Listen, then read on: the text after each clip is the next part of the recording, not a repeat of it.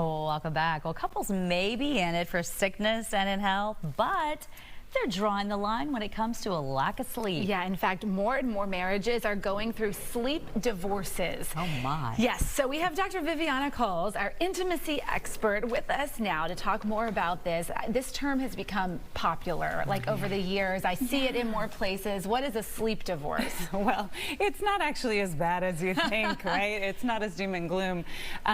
It's for people who have chosen to no longer sleep in the same bed just because that's what tradition has said. They've chosen their own sleep and prioritized it. And yeah, it's a sleep divorce, but it's not actually saying anything bad about your relationship. Do you feel like, though, it spells trouble for a marriage? Are you concerned that, you know, those moments of intimacy that weren't even planned, fly by night, so to speak, aren't going to be happening if you're in separate beds? Well, no, I think it's amazing. Really? It is so good for couples.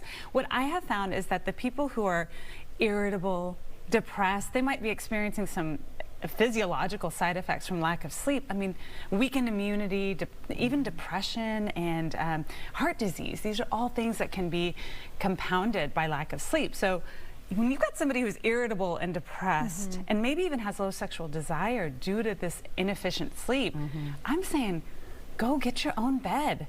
You can always make the choice to be together when you want to be together. Right. And I think that that intentionality actually makes it a little bit more special. The expectation is there, but there's also the opportunity for spontaneity.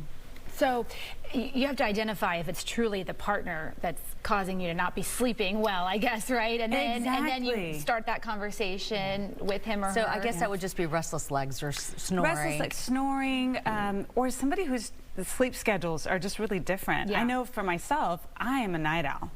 I am up all night, and I'm also a morning person, so I don't know. You got energy all times of the day.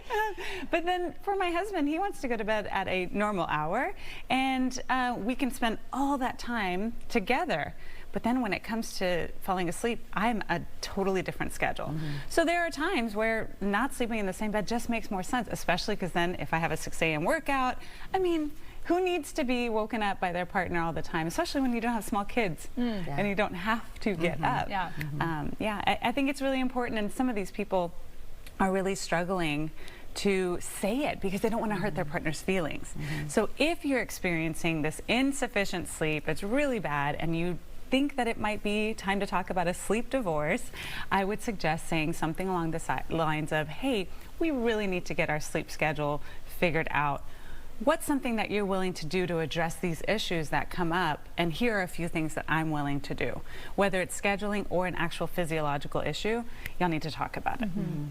Now, you got something coming up on Thursday with us that we're going to be talking about that is kind of like an extension of this topic. Absolutely. So some of the people who are having sleep divorce, they actually do a really good job of talking about whether or not they are ready to initiate and want to make love or have sex, but what's the difference, right? And so for some people, they never talk about it as there being a difference in the type of sexual experience that they're going to have.